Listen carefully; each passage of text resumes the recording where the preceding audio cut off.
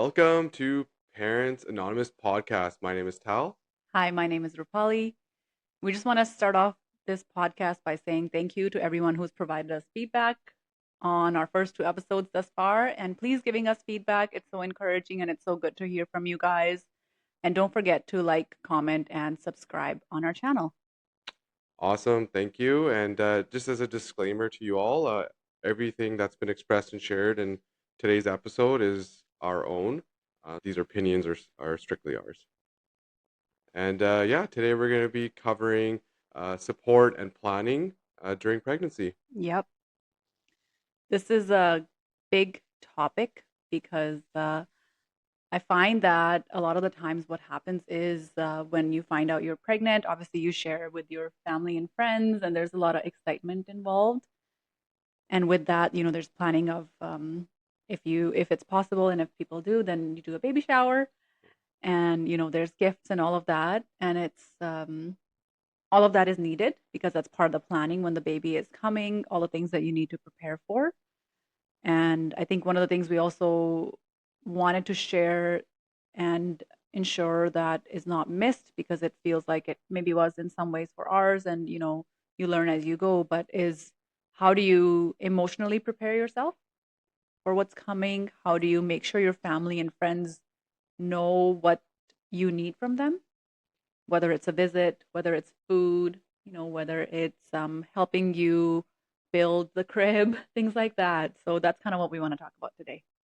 Yeah, and as you all know, this is our third episode, so we've really talked about our true emotions. Everything is unfiltered, right? It's not we don't go off of a script. We're just kind of going with our natural flow of things. Yeah. I'm just gonna just kind of start it off and share that when we found out, we were pregnant with our daughter, I was scared. I'm not gonna lie. I was very scared.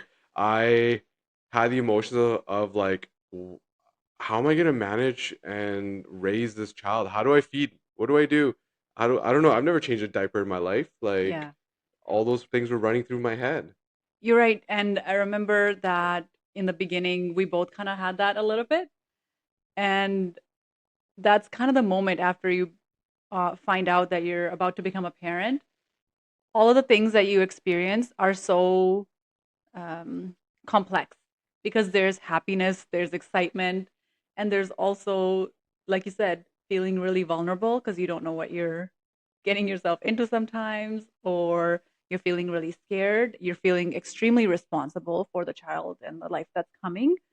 So, yeah, it's a really mixed bag of emotions, and just recognizing that is really important. That it is, it's hard because you're trying to be happy, but there's so much responsibility that you put on yourself, as you should. This is that's the next step that you take when it comes to becoming a parent. It's very serious, and it should be taken that way. Exactly. And I think as a society, I think we've mentioned this in a previous episode where they don't really prepare us for parenthood. There's nothing really out there. And the closest thing that I had as a resource that was immediately available was my parents or your parents.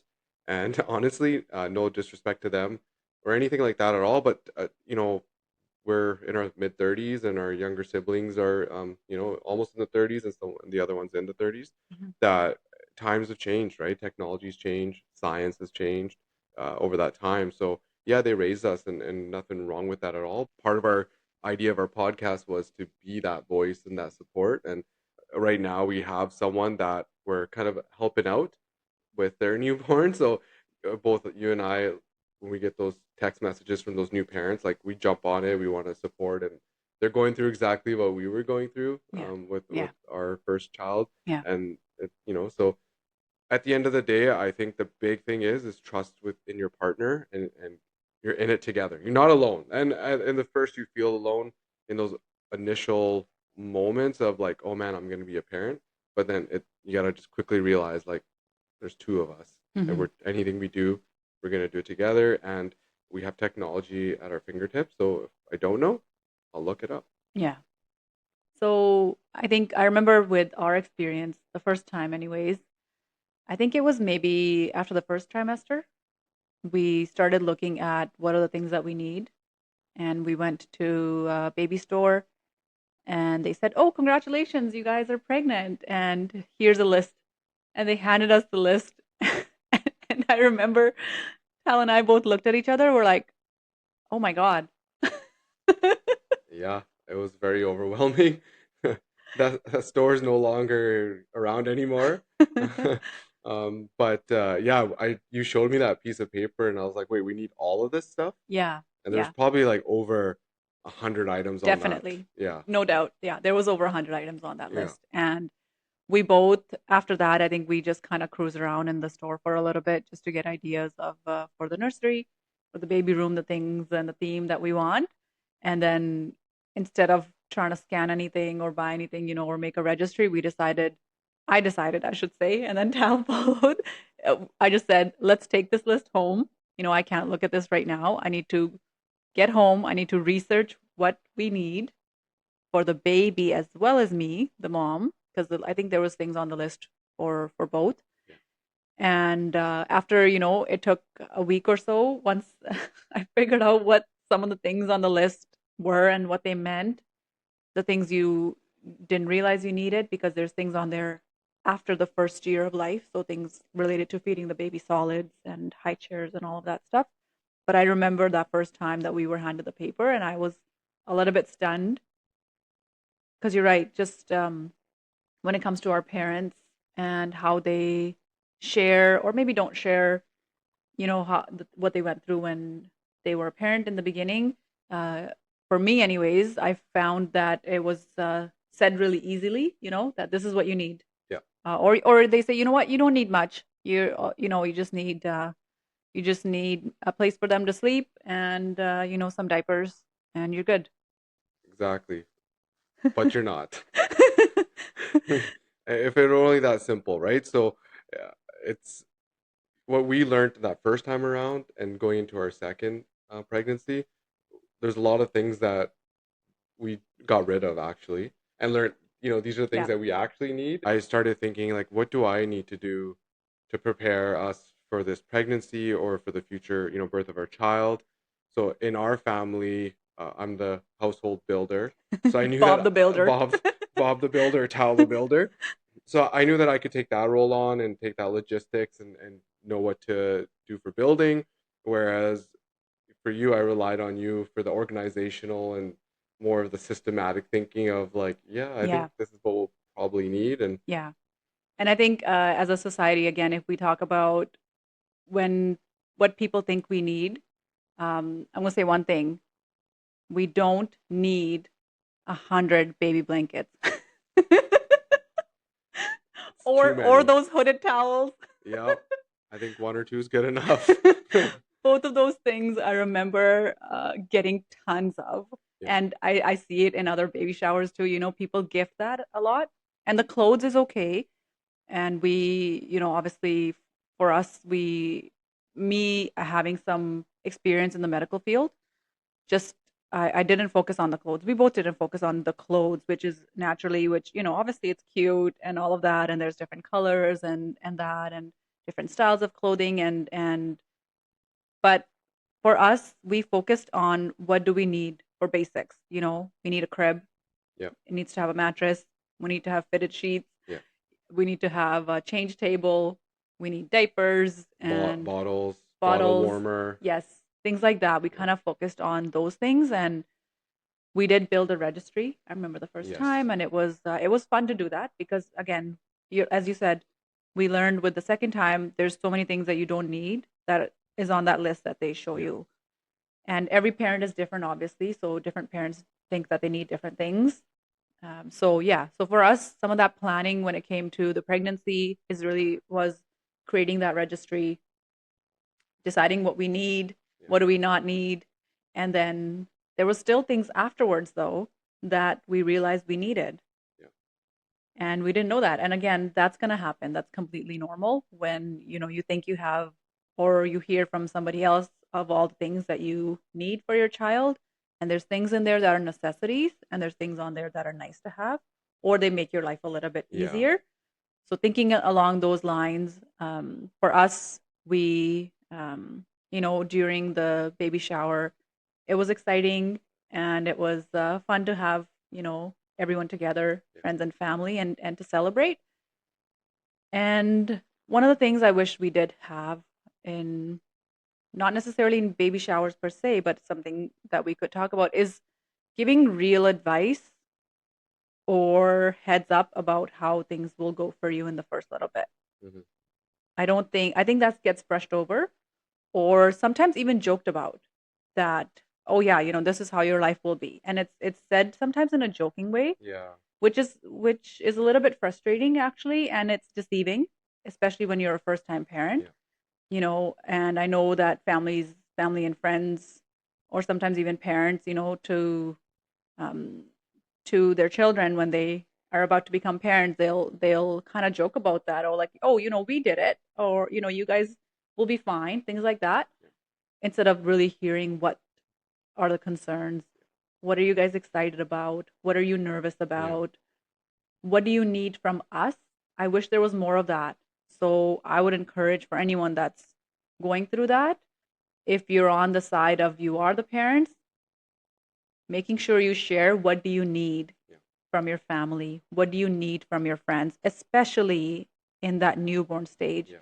where there's such little sleep, you're trying to do your best, your anxiety and stress is high, sometimes there's postpartum depression, all of those things. So then being really clear about, I need food every time you come over. Yeah. I need you to play with my toddler when you come over, and instead of expecting maybe to be hosted, right? Really just being clear. And then also with our family, if you have family that's close by in a baby shower, why don't we talk about that? Why don't we talk about what supports you'll need? And I don't know about you, but I did find in the beginning we did maybe not hear enough, from our parents or from our family about some of the challenges that we go through. Yeah, there's essentially an invisible barrier there, and I think that both sides, the new parents and the family or friends, that need to cross. And I think looking back and reflecting on our experience, I wish I would have spoken up a bit more, like just what you just said about, hey, I need this. Like I'm exhausted. Can someone please just come over and take care of our child for a few hours so I can take a nap? Like sleep is so important, but as a new parent, unfortunately, there's not much of it. Hmm. And I think it'd be nice to have more family support so we can have that, because if you don't sleep enough, then your hormones are out of whack. If hormones are out of whack, then emotions run high or Yeah, low. It's yeah, not fun. yeah, So I think as a parent, like my advice to any new parents out there is please, please, please speak up, communicate clearly. Uh, Hopefully, you can communicate this before the child is born. yeah. Here are my expectations. If you're able to fill them, great. If not, I'll look Then at somewhere least I else. know, Yeah, right? yeah. Yeah. And then as the supporting person, family, friend, I think what we've done a really good job in is supporting our new parents in our life. Is just saying, hey, what can I do for you? What do you need? And looking after the parents first, and they'll tell us, actually, I need this, or Yeah. hey, can you actually fill the needs of my child of helping them go to Yeah. sleep, all that kind of stuff. Yeah. Yeah. And I think, again, I think while you're pregnant, we don't talk about these things. We don't talk about, hey, this is what you can expect in the first month to 4 months, because your child, you're still trying to figure out their sleep patterns. You're trying to make sure they're on a routine if possible, making sure they're fed, making sure they're gaining weight, all of these things. So in the beginning, asking what you need from your family, especially, is so important. Hmm. And during the pregnancy Yeah. as well, I guess we should talk about while you're planning, and thinking about support. I would suggest that one of the important things we talked about is, what does the mother want when it comes to the labor, the birth, and afterwards. Hmm. I think we'll cover visitors in a whole another topic, Yeah. but that's a big one too, right? Like, what does the Exactly. mother want? Yeah. That's really important. And what do the parents want together? Yeah.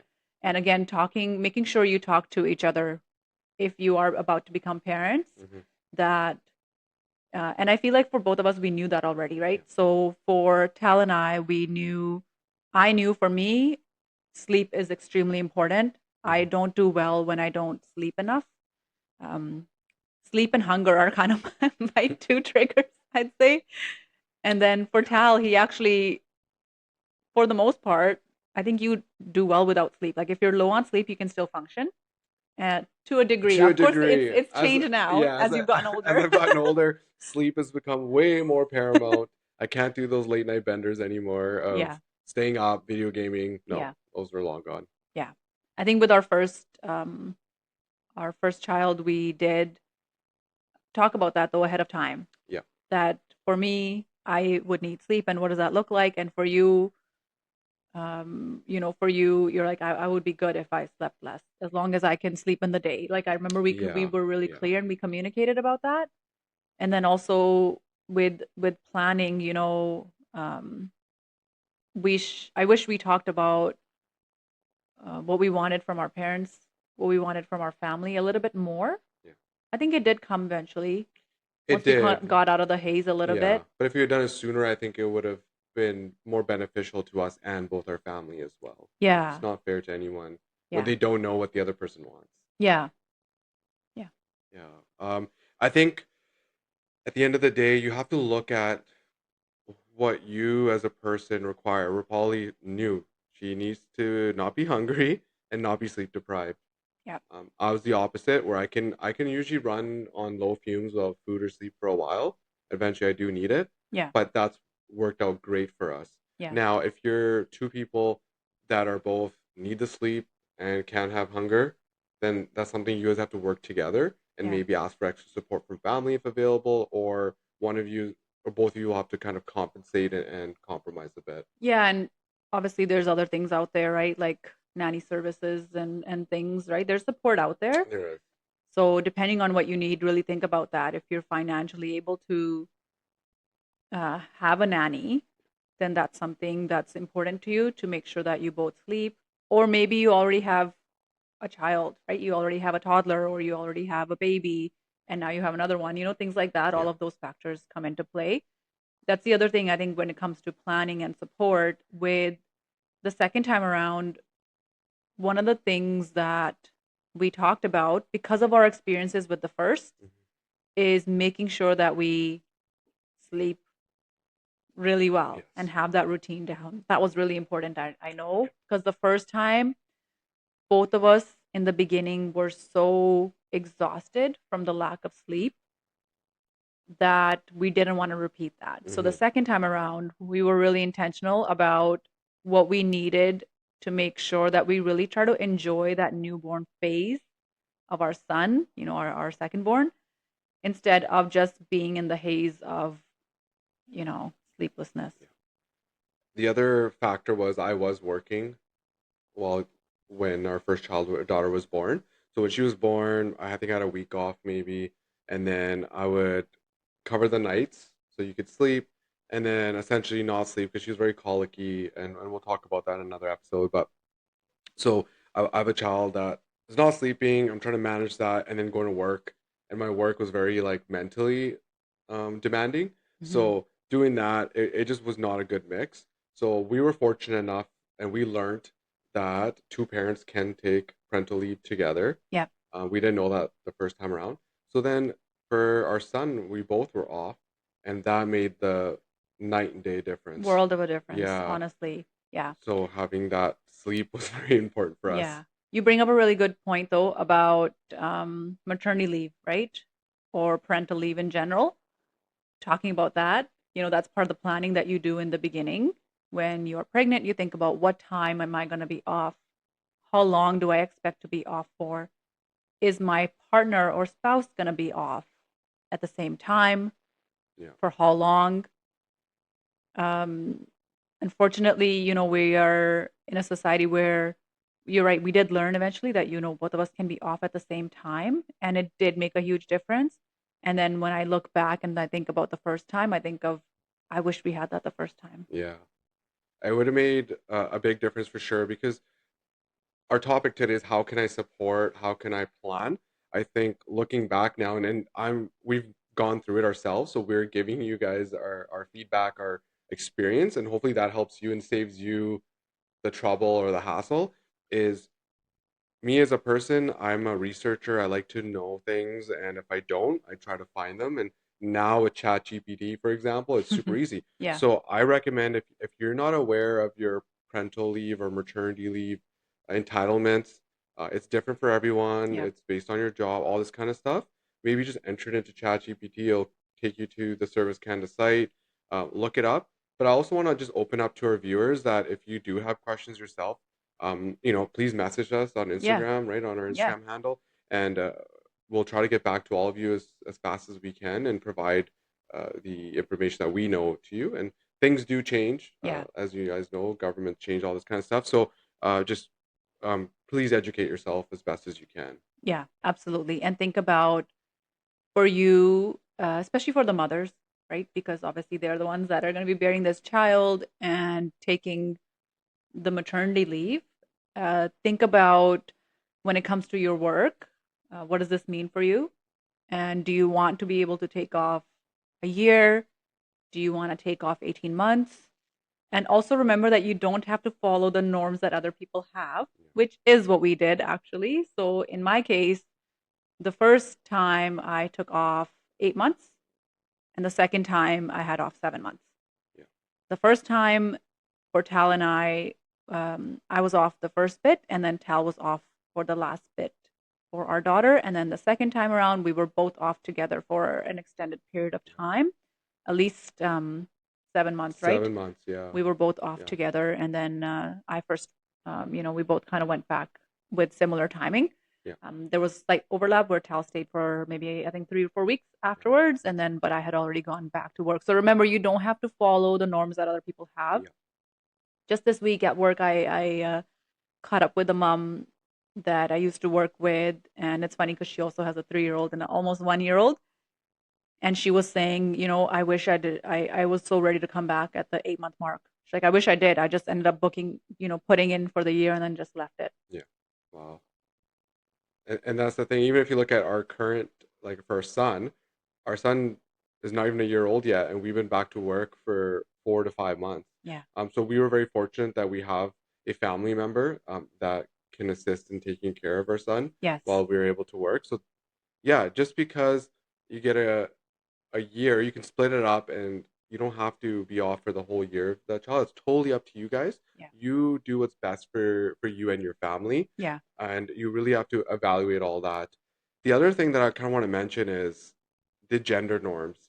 Like, as supporting and the planning part of it was like when people find out that, oh, like you're already back to work and I'm off, like, oh, the mom's back to work and you're off and like, no, you're a parent, right? At the Yeah. end of the day, you both are responsible for that child. Yeah. There should be no, like, besides milk production, which, Yes. We'll talk about. unfortunately a Yeah. father can't do, but Yeah. I can feed the baby, right? If you're making, so like, I think I'm very passionate about that. I get kind of Yeah. Yeah. like emotionally driven by that because Yeah. I think we need to change that stigma around our gender norms when it comes to parenting. Like, I'm a male and I'm proud to be I was proud to be at home taking care of our child, and same with doing it with you as well. Yeah. So I think that's very important. Like, we need to break those barriers, and I can support my child and be Yeah. there too. Yeah. Yeah. I'm a You dad. raise a huge point because again, as a society or culturally, depending on, if you're from a certain culture, there is norms that are associated with you because of your gender. Yeah. And as you said, of course, there's things like bearing the child and breastfeeding. Those are the kind of the main things. But when it comes to everything else related to that child, your partner can do, Yeah. like your the dad can do if Yeah. if that's what works for you, Yeah. right? It's not about what you can and can't do because of your gender. And so again, having a conversation about that together is so important Yeah. for both of us. I think even before we had children, there was already things that were gender specific that we didn't believe in. So, it was already for us a non-issue, but Yeah. it's something that if you maybe haven't been together for a long time or you haven't had those conversations, think about that. Yes. Yeah. So something that you all can do while planning, and thinking about just supporting each other as parents.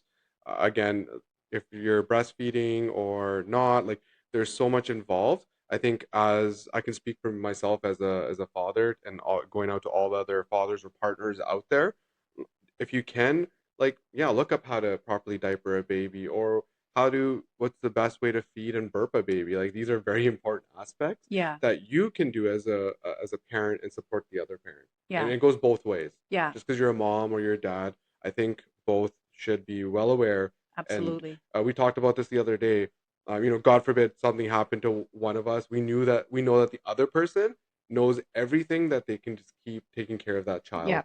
And Yeah. I really think I believe in that should be very Be the important. case. Yeah, Yeah. yeah, Yeah. I think you're right. And also when it comes to planning and during pregnancy, all these conversations are important to be had, and you need to talk about these things so that when the time comes and there is a lot of anxiety, stress, sleeplessness, like all of these things, that responsibility, all of that's happening, you have already talked about some of these things. yeah, What do I expect from myself? What do I expect from my partner? How are we going to make things easy for us yeah. as much as possible? Because once the baby's here, your world will revolve around that baby. You'll be watching the clock, you'll be watching that baby, and you also want to try to figure out for each other, at what point do I say, okay, I need a break, Yeah. right? And again, depending on the type of person you are, especially for the mother, this can be really hard. If you're somebody who is a driven woman, you are high achieving, you put a lot of expectations and responsibility on yourself already. Think about that. How am I going to ask for help? Yeah. And you need to be able to at least to your partner, and Yes. or share that, hey, I may not be able to do that. So, you know, ask me or prompt me in some Yeah. way. At the end of the day, there's something that a mother can't change is those that motherly instinct, those hormones that if a it's scientifically proven that if a child is crying, there are certain hormones that are inside you that you need to go and quell that, Yeah. anguish or whatever the child is Yeah. dealing with. Yeah. So it's hard to again, that barrier, even as a couple, you need to break that to be able to communicate. I do not have the capacity to do this, Yeah. or I need this, right? Yeah. Yeah. Um, I think as we wrap up today's episode, I just want to look back and reflect, and I think writing things down in that planning phase is a great tool because you can lay out the things that you require or would like to have. Same for you as the partner, what type of communication and things you need from family. You just mentioned a few minutes ago when you're in the thick of it, you're dealing with a child. There's a lot going on. I can't Hmm. remember Yeah. things sometimes when dealing with a crying child or whatever it is. So having some sort of resource written or typed out, it sounds kind of silly sometimes, but it's there. You Yeah. can look back on it. Yeah. Yeah. That's huge. And I think you're right. Having these conversations is important because just know that the most vulnerable, sometimes scariest, the most life changing moments in your life are about to come when you become a parent, right? When you have that life and child in front of you. So anything and everything you can do to prepare, it's important. It means you're taking this seriously. Like Yeah, hopefully, when you planned and decided that you wanted to become parents, you realize how serious it is, yeah, and or maybe you don't, and because it's the society tells us this is, you do step A to B to C, yeah, you get married or whatever, you have children, yeah, all of that. So and maybe that's something you do want to do, but if you haven't had the exposure when it comes to having other parents around you, and in general, you need to talk about how am I going to plan and how am I going to get support yeah, and be supported as as the parents. yeah. No, exactly. And I hope all you listeners that are, listening to this podcast today, either a new parent, aspiring parent, or family or friend, we hope that you get some key takeaways, especially the communication side of the house. It's not perfect, parenting's not perfect.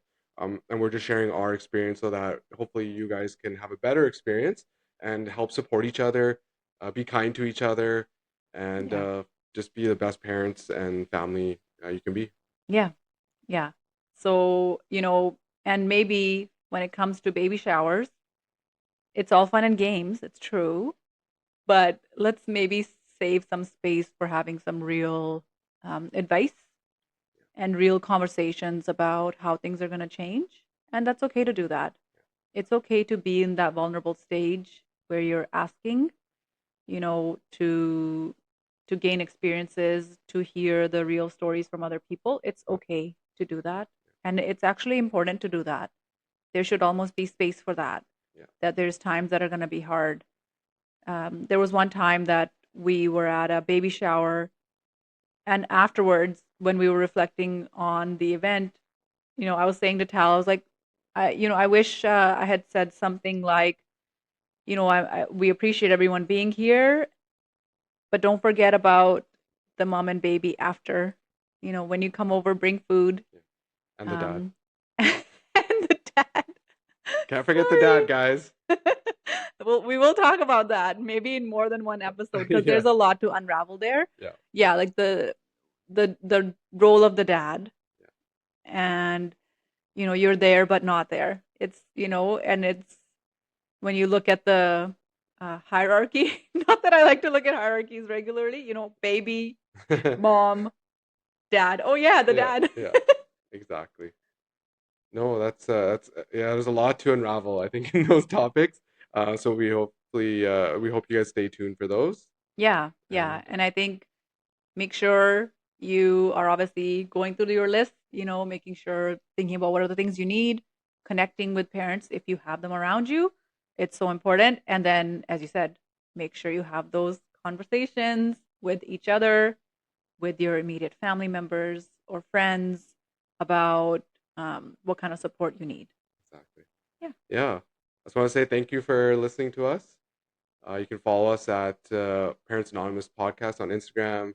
We're on YouTube and Spotify. Yeah. Make sure you guys listen, and we'll see you on the next one. Bye. Bye.